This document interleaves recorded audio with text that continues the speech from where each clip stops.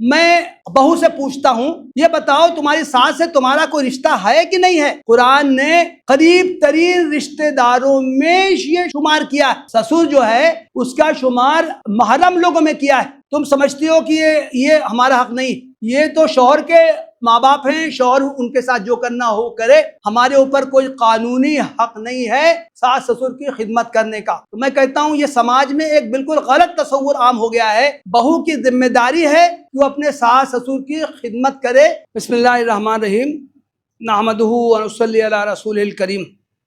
محترم بھائیوں، بزرگوں، دوستوں، اس وقت میں آپ حضرات کے سامنے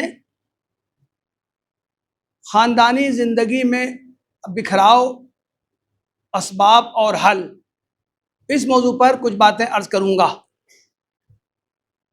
یہ موضوع بھی ایک حیثیت سے میرے ساتھ اٹیچ ہو کے رہ گیا ہے، روزانہ ہی اس طرح کے مسائل کو ڈیل کرنے کا موقع ملتا ہے۔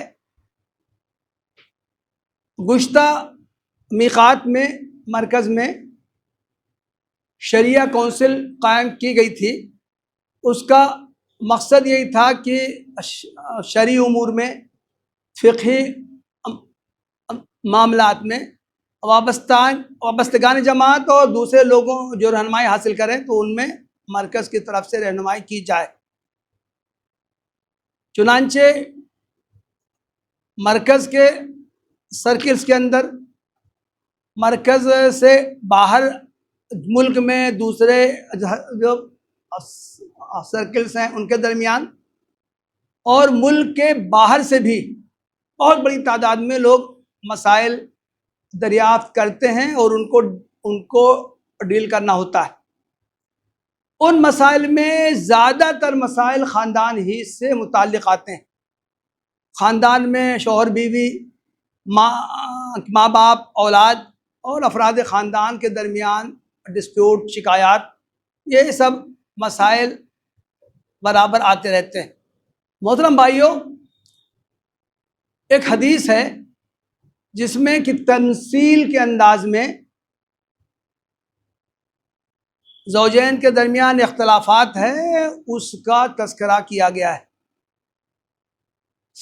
صحیح مسلم کی حدیث ہے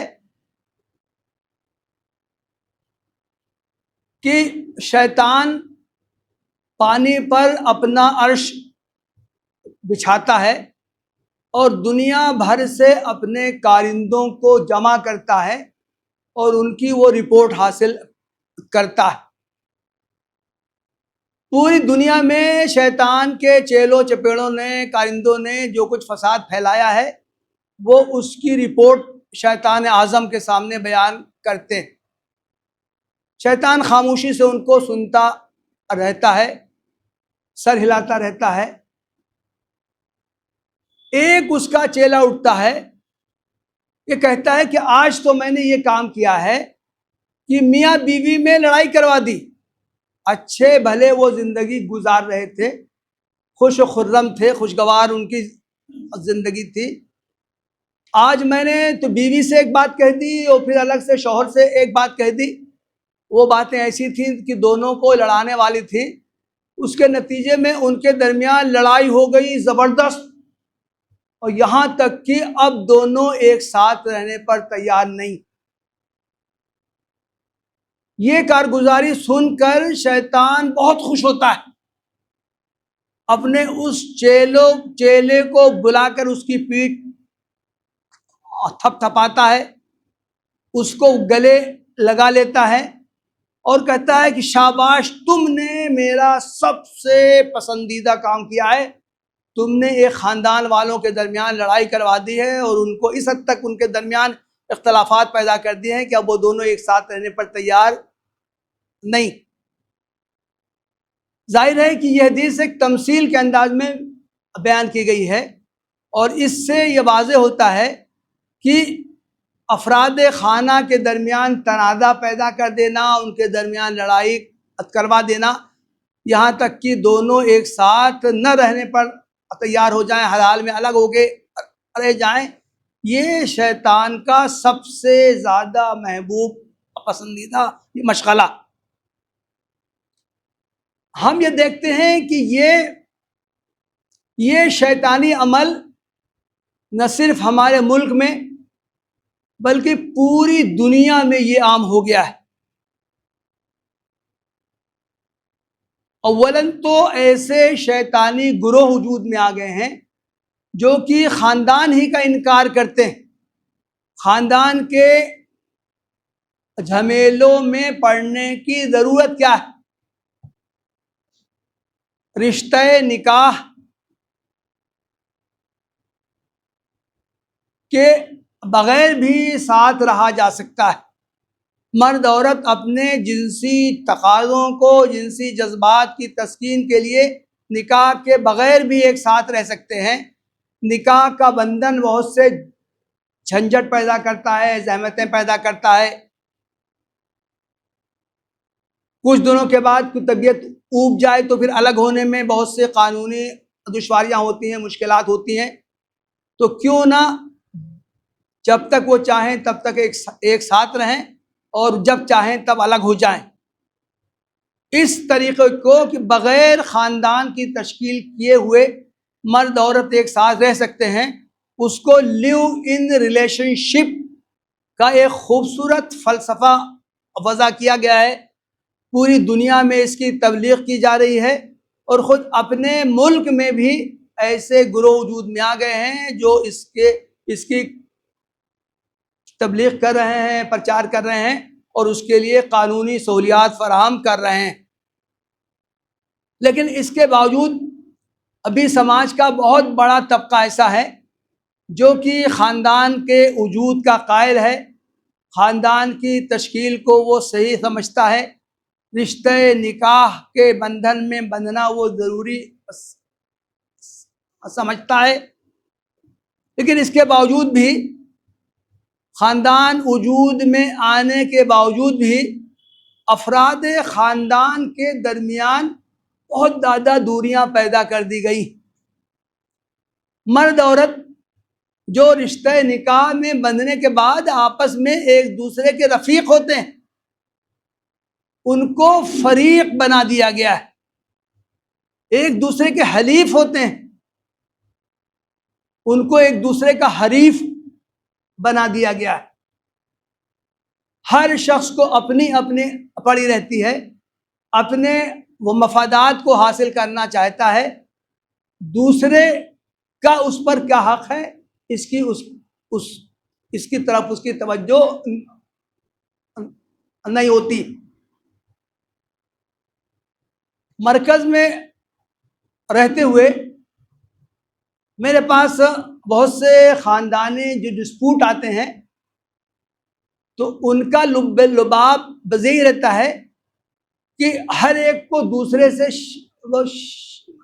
شکایت ہے، اتنی زیادہ شکایت ہے کہ وہ دونوں کسی بھی صورت میں ایک ساتھ رہنے پر تیار نہیں ہیں۔ لیکن کسی کی پرواہ اس جانب نہیں ہوتی ہے کہ افراد خاندان میں سے دوسرے لوگوں کے حقوق اس پر کتنے حقوق واجب ہوتے ہیں اور ان کو وہ ادا کر رہا ہے کہ نہیں کر رہا ہے۔ ابھی کچھ دنوں پہلے میرے پاس ایک خاتون آئی، شوہر اور بیوی دونوں اعلیٰ تعلیم یافتہ، شوہر ڈاکٹر ہیں اور بیوی کسی آفس میں کام کرتی، دونوں ایک چھت کے نیچے رہتے ہیں، لیکن سالوں سے وہ اس طرح رہتے ہیں کہ ایک کو دوسرے کی مطلق پرواہ نہیں۔ ان کی روایات سن کے مجھے اتنی حیرت ہوئی، بیوی کھانا پکا دیتی ہے، آفس چلی جاتی ہیں، شوہر نامدار بعد میں اٹھتے ہیں، کھانا کھا لیتے ہیں، ایک چھت کے نیچے شوہر بیوی رہتے ہوئے دونوں ایک دسترخوان پر کبھی کھانا کھانے کی ان کو توفیق نہیں ہوتی ہے، ایک کمرے میں ان کو رہنے کی کبھی توفیق نہیں ہوتی۔ ابھی ایک طالبہ ہمارے پاس آئی، جامعہ ملیہ میں وہ پی ایچ ڈی کی اسٹوڈنٹ ہے، LLB کیا، LLM کیا، اور اب وہ پی ایچ ڈی کر رہی ہے۔ اتنی تعلیم شوہر کی بھی ہے، اس نے بھی LLB کیا، LLM کیا، اور آج کل وہ PhD کر رہا ہے۔ طالب علمی کے دوران دونوں کے آپس میں تعارف ہوا، 1.5 سال پہلے شادی ہوئی، اسکالرشپ نہیں ہوئی تھی اس لیے شادی کے بعد بھی دونوں الگ ہی رہے۔ اسکالرشپ جو بن گئی تو 3 مہینے ہی سے انہوں نے ایک ساتھ میں رہنا شروع کیا ہے۔ 3 مہینے میں ان کی زندگی اجیرن ہو گئی، اور لڑکی نے ایک دن اچانک کہا کہ میں آپ کے ساتھ اب نہیں رہ سکتی ہوں، اور میں اپنے سہیلی کے یہاں جا رہی ہوں رہنے۔ کچھ دنوں پہلے ایک صاحب میرے پاس آئے، کہنے لگے کہ میری بیوی ہے، 2 بیٹیاں ہیں، میں ان کے درمیان اپنی پوری پراپرٹی تقسیم کر دینا چاہتا ہوں، لیکن میں چاہتا ہوں کہ وہ میرے ہی پاس رہے پراپرٹی۔ میں نے کہا یہ کیا بات ہوئی؟ آپ یا تو کچھ نہ کریں، وراثت میں تقسیم ہوگی، یا کسی کے نام آپ وصیت کر دیں جو 1/3 تک ہو سکتی ہے، لیکن ورثاء کے حق میں نہیں ہو سکتی ہے۔ اور اگر آپ ہبہ ہی کرنا چاہتے ہیں تو ہبہ اس وقت تک مکمل نہیں ہو سکتا جب تک کہ آپ جس کے نام ہبہ کر رہے ہیں اس کا قبضہ بھی اس کو دلا دیں۔ تو آپ بیٹیوں کو دینا چاہتے ہیں، لیکن بیٹیوں کے قبضے میں وہ چیز کیوں نہیں دینا چاہتے ہیں؟ جو پیسے تقسیم کرنا چاہتے ہیں تو بیٹیوں کو کیوں نہیں دینا چاہتے ہیں؟ تو کہا کہ میری ایک بیٹی ہے، وہ پاگل سی ہے، اور اس کو میں دے دوں گا تو وہ سب اڑا دے گی۔ میں نے پوچھا پاگل کا مطلب کیا ہے؟ کیا وہ ذہنی توازن اس کا خراب ہے؟ کہا نہیں، ٹھیک ٹھاک ہے، لیکن وہ بہت تیز ہے، وہ میری کچھ نہیں سنتی، اپنے من کی ہے۔ اگر اس کو میں کچھ دے دوں گا، اس کے اکاؤنٹ میں پیسے ٹرانسفر کر دوں گا، تو پھر مجھے پوچھنے کا حق نہیں رہے گا کہ تم نے پیسے کہاں خرچ کیے ہیں۔ وہ اگر میں پوچھ لوں، ذرا سا بھی اس سے کچھ کہہ دوں، تو وہ پھر گھر چھوڑنے پر تیار ہو جاتی۔ تو یہ جو چھوٹے چھوٹے واقعات میں نے آپ حضرات کے سامنے بیان کیے ہیں، اس سے آپ سماج کی کیا تصویر بن رہی ہے۔ شوہر بیوی آپس میں ایک دوسرے کی بات سننے پر تیار نہیں ہے، باپ بیٹے یا ماں بیٹی، یہ لوگ آپس میں کسی طرح کا کوئی دباؤ سننے پر تیار نہیں ہے۔ تو یہ واقعات ہمارے درمیان، یہ بکھراؤ، خاندان میں جو استحکام استقرار ہونا چاہیے، آپس میں جو پیار و محبت ہونا چاہیے، ایک دوسرے سے جو قریبی تعلقات ہونے چاہیے، ان سے اس کا فقدان نظر آتا ہے۔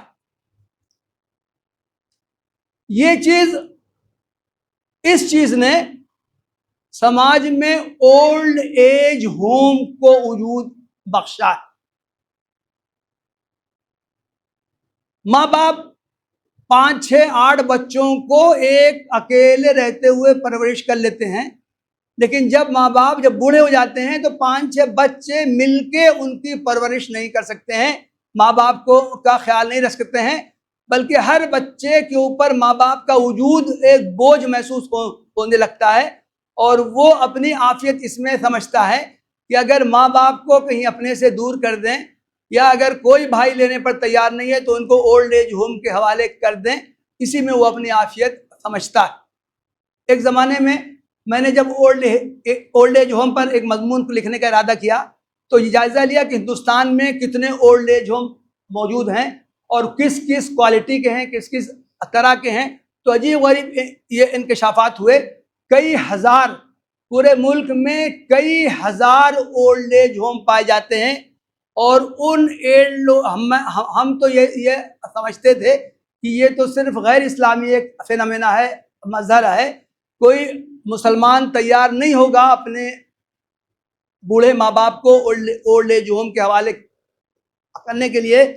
لیکن سروے میں یہ معلوم ہوا کہ خاصے اولڈ ایج ہوم مسلمانوں کے قائم کردہ ہیں، اور بہت سے اولڈ ایج ہوم وہ تو ہیں جن میں کہ مسلم مرد اور بوڑھے ہیں، وہ اس میں بڑی تعداد میں پائے جاتے ہیں۔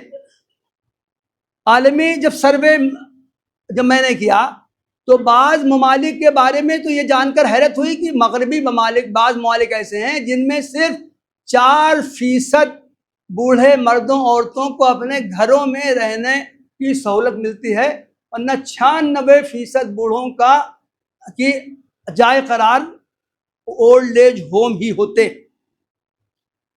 تو جب بچوں پر سرپرستی ختم ہو گئی، بچے قابو سے باہر ہو گئے، تو ظاہر ہے کہ پھر ان کا حشر کیا ہوگا، وہ بے راہ روی کا شکار ہوں گے، ان پر کوئی چیک کرنے والا کوئی نہیں ہوگا، ان کے اوقات گھر سے باہر گزریں گے، اوباش ہوں گے، قتل و غارت گری کے جتنے واقعات ہوتے ہیں، لوٹ مار کے جتنے واقعات ہوتے ہیں، ان میں اسی طرح کی نئی نسل اور نوجوان شامل ہوتے ہیں جو اپنے گھر کی تربیت سے محروم ہوتے ہیں۔ موجودہ دور کا ایک فینومینا یہ بھی ہو گیا ہے کہ مشترکہ خاندان کا خاتمہ ہو گیا ہے۔ پہلے بڑا خاندان ہوتا تھا، ماں باپ کے 5 بچے ہیں، حتی الامکان سب ایک ساتھ رہتے تھے۔ اس طرح کئی نسلیں ایک ساتھ جب رہتی تھیں تو ان میں آپس میں تعلقات میں گہرائی بھی پائی جاتی تھی، اور اس طرح چھوٹے بچوں کی جسمانی فزیکل سرپرستی تو بھی ہوتی تھی، اور ان کی عقلی تربیت، ذہنی تربیت اور دینی تربیت کے مواقع بھی زیادہ تر ہوتے تھے۔ لیکن اب دھیرے دھیرے مشترکہ خاندان کا خاتمہ ہو رہا ہے۔ ہجرت کرنے کی وجہ سے کمانے جمانے کے لیے اپنے اپنے وطن کو چھوڑ کر نئے نئے مقامات پر لوگ آ رہے ہیں، وہ تنہا رہتے ہیں، فیملی کے ساتھ رہتے ہیں۔ تو اس طرح یہ بہت سے واقعات جو ہیں، گھر کے چھوٹے موٹے جو تنازعات ہوتے تھے وہ بڑوں کی وجہ سے، سرپرستوں کی وجہ سے ان کو آسانی سے حل کر لیا جاتا تھا، لیکن اب اکیلے رہنے کی وجہ سے بھی تنازعات آسانی سے وہ چیک نہیں ہو پاتے ہیں، اور چھوٹی چھوٹی باتوں پر علیحدگی تک کی نوبت آ جاتی۔ تو یہ میں نے آپ کے سامنے جو صورتحال جو رکھی ہے وہ واضح کرتی ہے کہ موجودہ دور میں خاندان میں جو استحکام، پائیداری، مضبوطی ہونی چاہیے، آہستہ آہستہ وہ ختم ہو رہی ہے، خاندان میں بکھراؤ پیدا ہو رہا ہے۔ یہ بہت زیادہ تشویش کی بات ہے، اور اس صورتحال میں مسلم خاندان بھی شامل ہے۔ ہم یہ سمجھ کے خوش نہ ہو لیں، یہ مسلم خاندانوں کا رویہ یہ نہیں ہے۔ یہ ہو سکتا ہے کہ دوسرے مذاہب کے ماننے والوں میں یہ صورتحال زیادہ ہو، لیکن مسلمان خاندان بھی اسی طرح کی صورتحال سے دوچار ہیں کہ افراد خاندان کے آپسی تعلقات کمزور ہو رہے ہیں اور ان کے درمیان بکھراؤ پایا جا رہا ہے۔ میں اپنی گفتگو میں انشاءاللہ کیا اسباب ہیں، کچھ اہم اسباب کا تذکرہ میں کروں گا، اور پھر اس کا اسلامی حل کیا ہے اس کے بارے میں کچھ باتیں عرض کروں گا۔ سب سے بنیادی چیز خاندان کے بکھراؤ کی میں سمجھتا ہوں کہ مادیت کا غلبہ بہت زیادہ، پیسے کی ہوس، 99 کا پھیر، جتنا پیسہ ہے اس سے مزید پیسے کی ہوس ہے۔ اس لیے شوہر بیوی جو ہیں کم میں گزر اوقات ہو سکتی ہے، لیکن سماجی اسٹیٹس کو مینٹین کرنے یا اس کو زیادہ سے زیادہ کرنے کی، مال و دولت کے انبار لگانے میں سب اتنے زیادہ مصروف رہتے ہیں کہ ان کو اپنے خاندان کے دوسرے افراد کی فکر کرنے، ان کا خیال رکھنے، ان کی ضرورتیں پوری کرنے اور ان کے ساتھ پیار محبت کا اظہار کرنے کے لیے کچھ وقت جو چاہیے وہ ان کے پاس ہے ہی نہیں ہے، اس لیے وہ اس میں بہت زیادہ مصروف ہیں۔ گزر اوقات ہو سکتی ہے، لیکن بیوی نے اگر کچھ تعلیم حاصل کر لی ہے، کوئی اس کے پاس کوئی ڈگری ہے، تو اس کی بھی خواہش ہوتی ہے کہ وہ کچھ پیسہ کما لے تاکہ اس کے ہاتھ میں کچھ پیسہ رہے، شوہر کے اوپر اس کا انحصار کم سے کم ہو، اور شوہر بھی یہ چاہتا ہے، خاندان والے بھی یہ چاہتے ہیں کہ اس کے پاس کہ وہ کام وہ کرے۔ ابھی میرے پاس کچھ دنوں پہلے ایک فون آیا خاتون حیدرآباد ہی کی تھی، وہ قطر میں وہ کام کر رہی ہیں. انہوں نے کہا کہ میں شادی سے پہلے ملازمت کرتی تھی، جب میری شادی ہوئی طے تو سسرال والوں پر یہ واضح تھا کہ میں ملازمت کر رہی ہوں. ان کی اجازت سے میں نے ملازمت جاری رکھی، لیکن ان کا اصرار رہا کہ میں جو کچھ کماؤں وہ ان کو دے دوں. شروع میں تو میں نے ان کو دے دیا. کچھ دنوں کے بعد میں نے پوچھا کہ بھائی آپ لوگ مجھ سے پیسے لے لیتے ہیں تو میری خود اپنی گزر اوقات کیسے ہوگی؟ تو آخر انہوں نے طے کیا کہ وہ تھوڑی سی رقم میرے جیب خرچ کے لیے دے دیں گے. کچھ دنوں کے بعد میں نے پوچھا کہ بھائی یہ آپ لوگ جو میری پوری سیلری پہ قبضہ کر لیتے ہیں تو وہ کہاں خرچ کرتے ہیں، یہ تو کم سے کم مجھ کو آپ بتا دیجئے. شوہر اور اس کے گھر والے یہ بتانے پہ تیار نہیں. کہا کہ تمہارا کام ہے پورا پیسہ ہمارے حوالے کر دینا، ہماری اجازت سے تم نے سروس شروع کی ہے، اس لیے پورا پیسہ ہم کو دو. ابھی ان خاتون کا فون آیا کہ صرف اس وجہ سے کہ خاتون کا اصرار تھا کہ مجھ کو معلوم ہونا چاہیے، آپ پیسے لے لیجئے لیکن کم سے کم مجھ کو یہ تو بتائیے کہ میرا پیسہ کہاں آپ لوگ استعمال کر رہے ہیں. لیکن سسرال والے یہ بتانے پر تیار نہیں تھے، اس لیے یہ شادی تقریباً ختم ہونے کی کگار پہ ہے. عورت اپنے میکے جا کے بیٹھ گئی ہے، سسرال والے مسئلے کو حل کرنے پر تیار نہیں. دوسرا بنیادی سبب ہے انا، خود غرضی، میری چلے. بھائی جو عورت کمائے گی وہ دوسرے کا دباؤ وہ کیوں محسوس کرے گی؟ اگر وہ عورت سماجی اچھی حیثیت سے آئی ہے تو شوہر والوں کی ڈانٹ ڈپٹ وہ کیوں سنے گی، ان کی باتیں کیوں سنے گی؟ تو یہ خاندان میں انا کی لڑائی شروع ہو جاتی ہے. شوہر یہ چاہتا ہے کہ جو وہ کہے بیوی اس پر آمنا و صدقنا کر دے، ذرا سا بھی چوں و چرا نہ کرے. شوہر اس کو کسی معاملے میں بھی شریک مشورہ کرنا بھی وہ نہیں چاہتا ہے. وہ چاہتا ہے کہ میں جو کچھ کہوں اس کو حکم مانا جائے اور بیوی اس پر عمل کرے. بیوی اس کو ماننے کو تیار نہیں ہوتی ہے، وہ بھی اپنے جذبات کو رکھتی ہے، اپنی انا ایک رکھتی ہے. وہ چاہتی ہے کہ اس کی باتیں سنی جائیں، اس کا مشورہ قبول کیا جائے. تو یہ جو خاندان میں افراد خاندان میں جو انا پائی جاتی، انا ولا غیری، میری بات چلے دوسرے کی بات چاہے سنی جائے چاہے نہ سنی جائے، یہ چیز بھی خاندان میں کنفلکٹ پیدا کرتی ہے. تیسری چیز ہے کہ برداشت کرنے کا مادہ لگتا ہے کہ نئی نسل سے بالکل ختم ہی ہو گیا ہے. ساس و بہو کی لڑائی جو ہم پہلے سنتے آتے تھے، نئی نسل جو ہے کہ جو بہو جو ہے وہ ساس کی ذرا سی بھی بات سننے پر تیار نہیں ہے.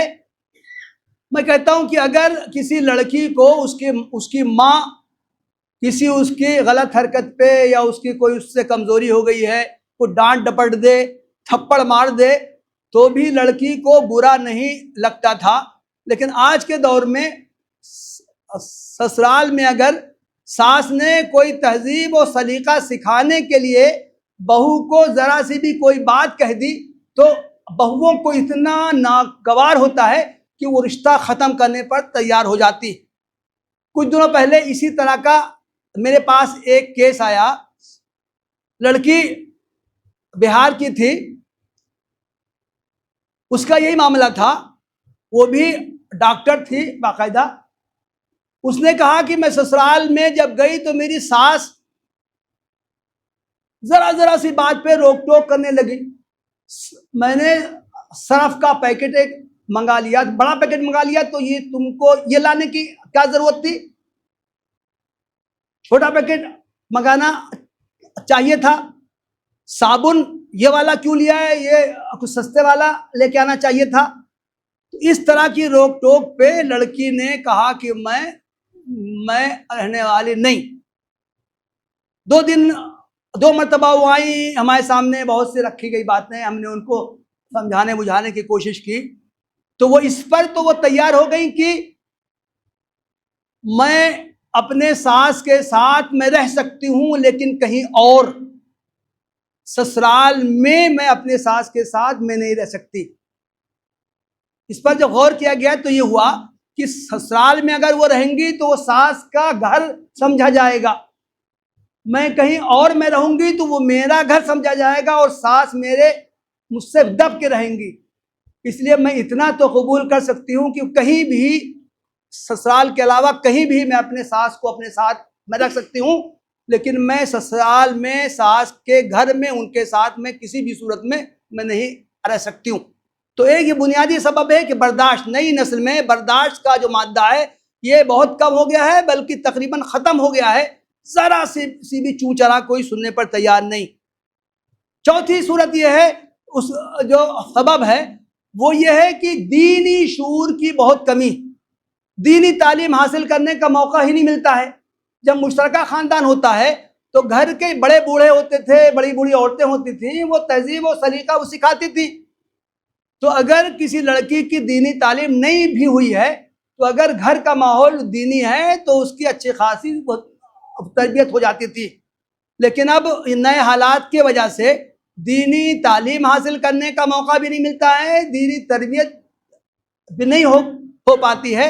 اس لیے دین کے حوالے سے ان سے کوئی بات کہی جائے کہ دین یہ کہتا ہے کہ رشتہ داری کے حقوق ہیں، دین یہ کہتا ہے کہ دوسروں کی خدمت کرنا چاہیے، دین یہ کہتا ہے کہ شوہر محبت کے درمیان پیار محبت کی باتیں ہونی چاہیے، دین کا حوالہ ان کے سامنے ایک بے موقع کی بات معلوم ہوتی ہے، اور یہ ایسا لگتا ہے کہ ان کے سامنے کوئی ایسی بات کہی جا رہی ہے جو ان کے سر کے اوپر سے گزر رہی۔ پانچواں سبب یہ ہے کہ مشترکہ خاندان نہ ہونے کی وجہ سے ایک ساتھ رہنے کا موقع ہی نہیں ملتا ہے۔ جب شوہر بیوی کو ایک ساتھ وقت گزارنے کا موقع نہیں ملتا ہے، دونوں کے آفس کے اوقات الگ الگ ہیں، بچوں کے ساتھ رہنے کا موقع نہیں ملتا ہے، تو وہ جو فزیکل تعلق، ایک ساتھ رہنے کی وجہ سے جو قربت، الفت، محبت پیدا ہوتی ہے وہ پیدا ہی نہیں ہو پاتی ہے۔ تو جو ایک ساتھ اگر کچھ لوگ وقت گزاریں، ایک ساتھ اٹھے بیٹھیں، خوش گپیاں کریں، بات چیت کریں، تو اس میں بھی قربت پیدا ہوتی ہے اور معمولی شکایات دور ہو جاتی۔ لیکن جب ساتھ رہنے کا موقع ہی نہیں ملتا ہے تو چھوٹی چھوٹی باتیں بھی اکٹھا ہو کے تومار بننے لگتی۔ سوشل میڈیا کا غلبہ ایک بہت بنیادی سبب ہے۔ شوہر بیوی جب تنہا بیٹھے ہوں تو وہ بھی اپنا اپنا موبائل چلاتے رہتے ہیں، ان کے درمیان جو قریبی اور نجی جو پرائیویٹ باتیں ہیں جو صرف کسی تیسرے فرد کے سامنے کی ہی نہیں جا سکتی ہیں، وہ بھی وہ کرنے پر تیار نہیں ہوتے ہیں۔ موبائل نے جو ان کی وہ انفرادیت جو دور کر دی ہے، موبائل میں، سوشل میڈیا میں چیزیں دیکھنے میں وہ اتنا مہ ہوتے ہیں، اتنا ان کو اپنی لذت ملتی ہے کہ وہ پھر ان کے درمیان یہ جو اجتماعیت کا جو شعور ہے وہ ختم ہو جاتا ہے۔ اور یہ بات میں نے عرض کی کہ اولاد کی جو تربیت جو ہے، جو پہلے بڑے لوگوں کے ساتھ رہنے کی وجہ سے ہوتی تھی، تو اولاد کی تربیت کے مواقع بھی کم سے کم ہو گئے ہیں۔ اس لیے بھی نئی نسل میں جو پرانی نسل بزرگوں کے ساتھ جو الفت و محبت و قریبی تعلق، ان کا ادب احترام ہونا چاہیے، اس کا فقدان نظر آتا ہے۔ تو یہ چند موٹے موٹے جو اسباب ہیں جو خاندان کے بکھراؤ میں معاون ثابت ہو رہے ہیں، ان کی وجہ سے خاندان کا استحکام جو ختم ہو رہا ہے۔ ان اسباب پر کیسے قابو میں پایا جائے، اسلام اس کے بارے میں کیا رہنمائی کرتا ہے اور کیا ہدایات دیتا ہے، ان پر اگر ہم عمل کریں تو یہ خاندان کے بکھراؤ کو بہت حد تک قابو میں رکھا جا سکتا ہے۔ آخر میں آپ کے سامنے کچھ باتیں عرض کروں گا۔ میرے استاد طبیہ کالج کے ایک تھے، وہ کہا کرتے تھے علاج میں اصل چیز ہے تشخیص۔ تشخیص نہیں ہو پاتی ہے، اس لیے الٹی سیدھی دوائیں استعمال کرتے ہیں تو مرض کا علاج ہی نہیں ہو پاتا ہے۔ اگر تشخیص ہو جائے تو پان کی دکان والا بھی کچھ دوائیں رکھتا ہے، اس کی دواؤں سے بھی مرض بہت سے دور ہو سکتے ہیں، لیکن تشخیص نہ ہونے کی وجہ سے علاج نہیں ہو پاتا ہے۔ تو میں نے جو عرض کیا ہے خاندان کا بکھراؤ کیوں ہوتا ہے، اس کے اسباب کیا ہیں، یہ اسباب اگر ہم سمجھ لیں تو ان اسباب کو کیسے دور کیا جا سکتا ہے، ان کو دور کرنے کے لیے اسلام نے کیا تعلیمات دی ہیں، وہ آسانی سے ان پر ہم عمل بھی کر سکتے ہیں، اور اس کی وجہ سے خاندان میں استحکام دوبارہ پیدا ہو سکتا ہے۔ پہلی چیز یہ ہے کہ اسلام نے حقوق اور فرائض کے درمیان توازن رکھا ہے۔ قرآن مجید کی ایک آیت ہے وَلَهُنَّ مِثْلُ الَّذِي عَلَيْهِنَّ بِالْمَعْرُوفِ، عورتوں کے حقوق ہیں جیسے ان پر فرائض ہیں، دونوں باتیں ایک ساتھ کہی گئی۔ چند الفاظ میں یہ جو اسلام کی ایک اصولی ہدایت ہے، اس ایک ہدایت پر عمل کیا جائے تو خاندانی تنازعات بہت سے دور ہو سکتے ہیں۔ قرآن کہتا ہے خاندان میں جتنے افراد ہیں ہر ایک کے کچھ حقوق ہیں، کچھ فرائض ہیں۔ ایک کے حقوق دوسرے کے فرائض ہیں، دوسرے کے حقوق پہلے کے فرائض ہیں۔ شوہر کے حقوق بیوی کے فرائض ہیں، بیوی کے حقوق شوہر کے فرائض ہیں، بہو کے حقوق ساس سسر کے فرائض ہیں، ساس سسر کے حقوق بہو کے فرائض ہیں۔ خاندان میں جتنے افراد ہیں ہر ایک کا حق دوسرے کا فرض۔ مغربی تصور یہ ہے کہ حق کو چھین کے لو، حق کو طاقت کے ذریعے لو، حق کو احتجاج کر کے لو، حق حاصل کرنے کے لیے جلوس بناؤ، گیدرنگ کرو، احتجاج کرو، مظاہرہ کرو، چیخو پکارو، لوگوں کو اکٹھا کرو، توڑ پھوڑ کرو، اس طرح اپنا حق حاصل کرو۔ اسلام نے یہ سکھایا نہیں، فرض ادا کرو، ہر ایک کا حق ادا ہوگا۔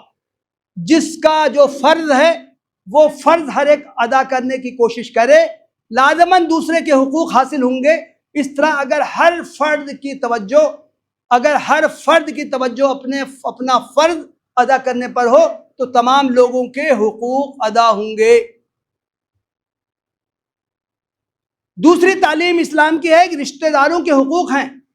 پورے قرآن میں جہاں جہاں والدین کے حقوق کا تذکرہ کیا گیا ہے وہاں پر رشتہ داروں کے حقوق کا تذکرہ کیا گیا ہے۔ وَبِالْوَالِدَيْنِ إِحْسَانًا وَبِذِي الْقُرْبَىٰ، والدین کے ساتھ حسن سلوک کرو اور رشتہ داروں کے ساتھ حسن سلوک کرو۔ میرے سامنے جتنے تنازعات ساس بہو کے آتے ہیں، میں بہو سے پوچھتا ہوں یہ بتاؤ تمہاری ساس سے تمہارا کوئی رشتہ ہے کہ نہیں ہے؟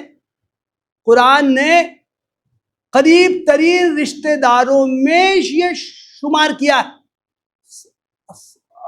سسر جو ہے اس کا شمار محرم لوگوں میں کیا ہے، اور محرم وہ رشتے ہیں جو کبھی ختم نہیں ہو سکتے ہیں۔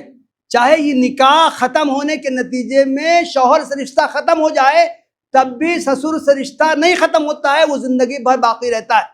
تو گویا کہ اگر سسر جو ہے عام رشتہ داروں میں سے زیادہ قریبی رشتہ دار ہو گیا ہے، تو کیا جو قرآن مجید میں جو رشتوں کے حقوق، رشتہ داروں کے حقوق ادا کرنے کی تعلیم دی گئی ہے، تو تمہارا ان کے اوپر کوئی واجب حق ہے کہ نہیں ہے؟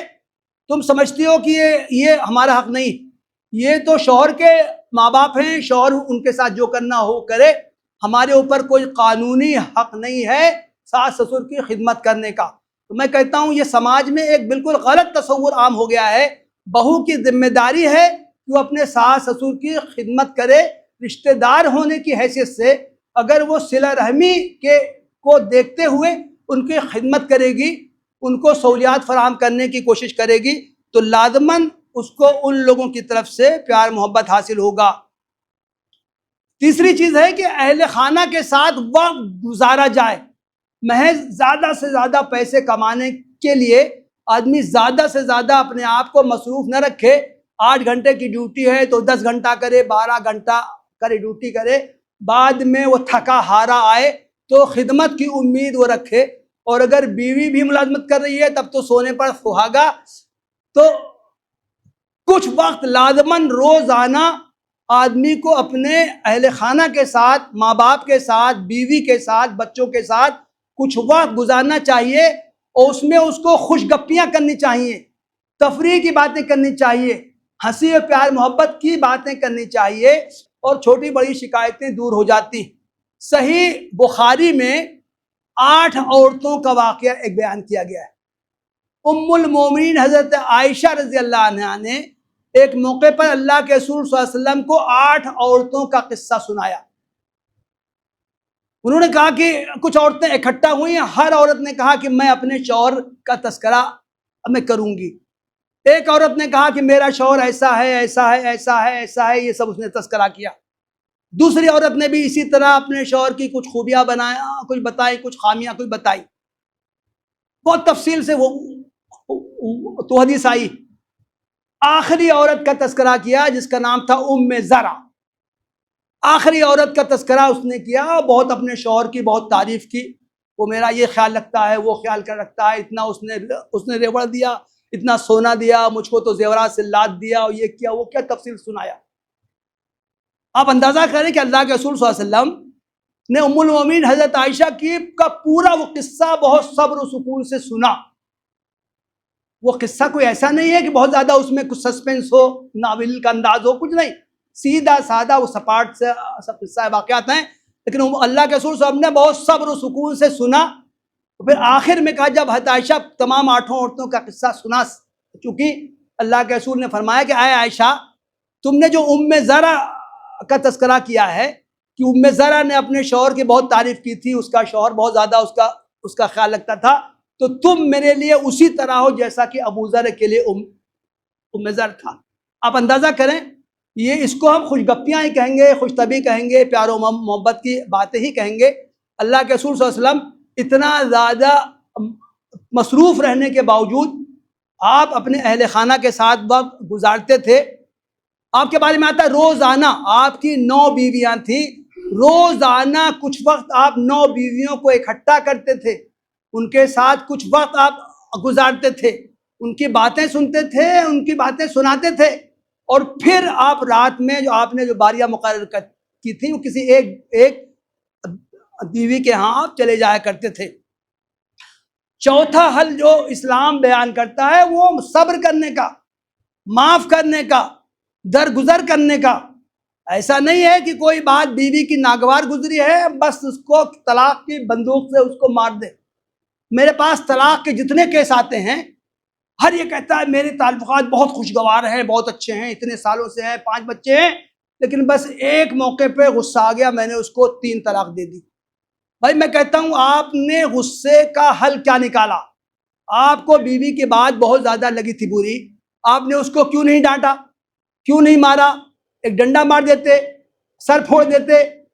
آپ کو طلاق ہی دینا تھا تو آپ 1 طلاق دیتے، 2 طلاق دیتے، ارے 5 طلاق دیتے، 10 طلاق دیتے، لیکن آپ نے گن کے 3 طلاق کیوں دی؟ نہیں میرا طلاق دینے کا ارادہ نہیں تھا، ہم صرف اس کو دھمکانا چاہتے تھے۔ میں کہتا ہوں کیا بھائی طلاق یہ کیا بیوی کو دھمکانے اور قابو میں کرنے کا آلہ ہے؟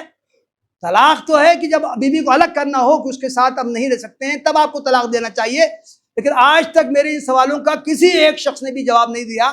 آخر وہ طلاق اچانک کیوں دیتا ہے اور 3 ہی ایک سانس میں وہ کیوں دینا ضروری سمجھتا ہے؟ قرآن کی تعلیم ہے کہ صبر، اور خاص طور سے شوہروں کو صبر کی قرآن تلقین کرتا ہے۔ بیوی کے اوپر جذبات طاری ہوتے ہیں، بیوی مختلف کیفیات سے دوچار ہوتی ہے۔ حیض کے بارے میں آتا ہے، ہر مہینے بیوی اس کو آتے ہیں، اور حیض میں بھی عورت ایب نارمل نہیں رہتی ہے۔ تو اگر بیوی کی طرف سے کسی نامناسب رویے کا اظہار ہو تو شوہر کو صبر کرنا چاہیے، معاف کرنا چاہیے، درگزر کرنا چاہیے۔ اس تعلق سے قرآن کی ایک تعلیم بڑی اہم ہے، وہ تعلیم ہے یا ایھا الذین آمنوا ان من ازواجکم واولادکم عدوا لکم فاحذروہم۔ اے لوگوں جو ایمان لائے ہو، تمہاری بیویاں اور تمہاری اولاد تمہارے دشمن ہیں، ان سے ہوشیار رہو۔ دشمن رہنے کا مطلب یہی ہے کہ وہ تم کو غلط کاموں میں پھنسا سکتے ہیں، ناجائز خواہشات پیدا کر سکتے ہیں، دین پر تم کو چلانے میں وہ رکاوٹ ڈال سکتے ہیں، اس لیے ان سے بچو، ہوشیار رہو۔ لیکن آگے غور کرنے کی چیز یہ ہے، قرآن کہتا ہے وَإِن تَعْفُوا وَتَصْفَحُوا وَتَغْفِرُوا، 3 لفظ استعمال کرتا ہے۔ یہ نہیں کہتا ان کو معاف کر دو، نہیں، معاف کرنے کے لیے 3 لفظ استعمال کرتا ہے، معاف کر دو، درگزر کر دو، بخش دو۔ تو اس سے ہم سمجھ سکتے ہیں ایک طرف اولاد اور بیویوں کو قرآن دشمن کہتا ہے اگر وہ دین کی راہ میں رکاوٹ بنے، لیکن دشمن کا مطلب یہ نہیں ہے کہ ان کو پھر الگ کر دیا جائے، بلکہ قرآن صبر کرنے، درگزر کرنے، معاف کرنے کی تلقین کرتا ہے۔ ایک اہم چیز جس کے ہم سے کوتاہی ہوتی ہے کہ بیوی کو خاطر میں نہیں لاتے ہیں، اس کو شریک مشورہ نہیں کرتے۔ حکم ہے میرا تم کو ماننا ہے، تم اپنے میکے نہیں جاؤ گی، تم اپنے ماں باپ سے فون پر بھی بات نہیں کرو گی۔ ایسے بھی لوگ بات کہہ دیتے ہیں، گویا کہ بیوی ایک بغیر زبان کی ایک گائے ہے جس کو لا کے کھوٹے سے باندھ دیا ہے، اب وہ اپنی کسی مرضی کے مالک نہیں ہے۔ اسلام نے ہمیں سکھایا ہے کہ بیوی کو شریک مشورہ کرنا چاہیے۔ کوئی کام ہمیں اپنے من کی کرنا ہے، اس میں بھی بیوی سے رائے لینی چاہیے، مشورہ کرنا چاہیے، چاہے اس کی بات آپ مانیں نہ مانیں، لیکن شریک مشورہ کریں گے تو اس کو احساس ہوگا کہ انہوں نے مجھ سے اس معاملے میں مشورہ کیا ہے، اس کا مطلب ہے کہ مجھ کو خاطر میں لائیں، مجھ کو انہوں نے اہمیت دی ہے۔ اللہ کے رسول صلی اللہ علیہ وسلم کے بارے میں آتا ہے کہ آپ امہات المومنین سے مشورہ کیا کرتے تھے، چھوٹے بڑے معاملات میں مشورہ کرتے تھے، اور ان کے مشورے کی وجہ سے بہت بڑے معاملات حل ہوئے ہیں۔ صلح حدیبیہ کا واقعہ تو مشہور ہے۔ اللہ کے رسول تو پریشان تھے کہ میں حکم دے رہا ہوں اور صحابہ جو جان چھڑکتے تھے وہ میری بات پر عمل کیوں نہیں کر رہے ہیں۔ آپ گھر تشریف لے گئے، ام المومنین حضرت ام سلمہ تھی، ان سے کہا کہ یہ ہو رہا ہے، صحابہ میری بات ہی نہیں مان رہے ہیں۔ ام المومنین نے کہا آپ کیوں پریشان ہوتے ہیں، آپ زبان سے کچھ کہنے کے بجائے آپ عمل کیجئے، جا کے اپنے آپ جانور کی قربانی کیجئے۔ آپ نے ایسی کیا، تمام صحابہ نے دوڑ کے پھر آپ کے حکم پر عمل کیا۔ اور آخری بات یہ کہ کاؤنسلنگ کرنے کی کوشش کرنی چاہیے۔ تنازعات اگر پیدا ہوں، شوہر بیوی اکیلے میں ان کو حل کرنے کی کوشش کریں، اس طرح اکیلے میں کہ اگر گھر میں 3 آدمی، شوہر بیوی اور شوہر کے ماں باپ، تو تنازعات میں ماں باپ کو بھی اطلاع نہیں ہونی چاہیے، صرف شوہر بیوی اکیلے میں اپنے تنازعات کو حل کرنے کی کوشش کریں۔ اگر اس میں کامیاب نہ ہو پائیں تب پھر قرآن یہ حکم دیتا ہے کہ وہ خاندان کے لوگوں کو شامل کیا جائے، ان کو شریک کیا جائے، تاکہ وہ دونوں کی باتوں کو سن کے ان کے تنازعات کو دور کرنے کی کوشش کریں۔ تو موجودہ دور میں یہ کاؤنسلنگ باقاعدہ ایک فن ہو گیا ہے، خاندان کے لوگ بھی کاؤنسلنگ کر سکتے ہیں، سمجھا بجھا سکتے ہیں، ورنہ جو یہ پروفیشنل کاؤنسلرز ہو گئے ہیں ان کی بھی خدمات حاصل کی جا سکتی۔ جماعت اسلامی نے کل ہند سطح پر ایک کام گزشتہ میقات سے یہ کیا تھا، شادی سے پہلے کاؤنسلنگ اور شادی کے بعد کاؤنسلنگ، دونوں کاموں کو رواج دیا تھا۔ شادی سے پہلے کی کاؤنسلنگ میں تو نوجوان جو شادی کی عمر کو پہنچ گئے ہیں، شادی ان کی ہو گئی ہے ابھی حال میں یا ہونے والی ہے، ایسے نوجوان لڑکوں اور لڑکیوں کو جمع کیا جائے اور ان کو ایک کورس سے گزارا جائے۔ وہ کورس 13-14 لیکچرز کا ہے، شوہر کے حقوق، بیوی کے حقوق، خاندان میں کیسے خوشگواری ہو، جب تنازع پیدا ہو تو کیسے دور کیا جائے، کاؤنسلنگ کا فن کیا ہے، کیسے کاؤنسلنگ کے آداب کیا ہیں، اس طرح کا ایک کورس تیار کیا گیا ہے، اور پورے ملک میں اس طرح کے اجلاس نوجوان لڑکوں لڑکیوں کے کرنے کی کوشش کی گئی ہے۔ اس کے غیر معمولی فائدے سامنے آئے۔ اسی طرح دوسرا کام جماعت نے پوسٹ میرج کاؤنسلنگ کا شروع کیا ہے، سینٹرز قائم کیے ہیں تاکہ ازدواجی زندگی میں جب تنازعات شروع ہوں تو ابتدا ہی میں ان کو چیک کرنے کی کوشش کی جائے۔ چھوٹی شکایتیں اکٹھا ہو کے جب طومار ہو جاتا ہے تو ان کو حل کرنا مشکل ہو جاتا ہے، لیکن اگر ابتدا ہی میں 2-4 ہی شکایتیں پیدا ہوئی ہوں، اگر ان کو حل کرنے کی کوشش کی جائے، دونوں کو، شوہر بیوی دونوں کو یا خاندان کے افراد کو بٹھا کے دونوں کو دوسروں لوگوں کے تئیں ان کی ذمہ داریاں یاد دلائی جائیں، تو اس طرح اس کاؤنسلنگ سے بھی فائدے ہوتے ہیں۔ تو چنانچہ جماعت کے زیر اہتمام پورے ملک میں بہت سے پوسٹ میرج کاؤنسلنگ سینٹرز بھی قائم ہو گئے ہیں۔ یہ دونوں شعبے برابر کام کر رہے ہیں۔ کچھ جماعت کی طرف سے کچھ لٹریچر بھی اس طرح کا تیار کیا گیا ہے، ان کتابوں سے بھی فائدہ اٹھایا جا سکتا ہے۔ تو محترم بھائیوں، میں اسی پر اپنی گفتگو ختم کرتا ہوں جہاں سے میں نے شروع کیا تھا۔ موجودہ دور میں خاندان کا بکھراؤ ہے، یہ ایک اہم تر فینومینا ہے۔ کچھ لوگ دشمن طاقتیں جو ہیں، شیطانی طاقتیں ہیں، اس کو بڑھاوا دینے کی کوشش کر رہی ہیں، اور یہ مظہر ہے، یہ مسلم خاندانوں میں بھی یہ پایا جا رہا ہے۔ تو ہم لوگوں کی ذمہ داری ہے انفرادی سطح پہ بھی اور اجتماعی طور سے بھی ایسے کام کریں جس سے خاندان کا بکھراؤ کم ہو یا ختم ہو، اور افراد خانہ کے درمیان الفت و محبت پر، پیار و محبت پر یہ رشتہ استوار ہو۔ انہی باتوں پر میں اتفاق کرتا ہوں۔ وآخر دعوانا الحمدللہ رب العالمین۔